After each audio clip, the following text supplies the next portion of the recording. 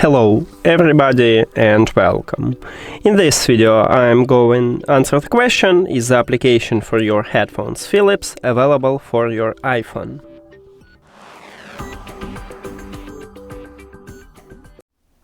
So I already installed and set up the application what Philips offer for the headphones. It calls Philips headphones, but in the application we cannot check the list with supported devices. If we click next, we can click at the support, but nothing happened here. Also, if we click OK, nothing happened, no list.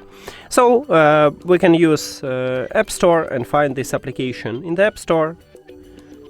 So let's click. Let's write Philips headphones,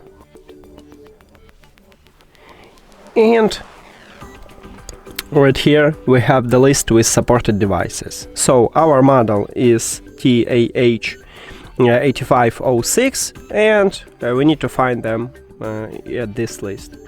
TAH we have, and did we have these headphones?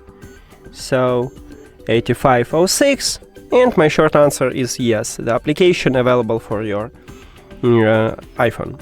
Now, if you don't know how to install and set up this application, or you don't know how to add these earbuds, these headphones to the app, you can check videos at this channel.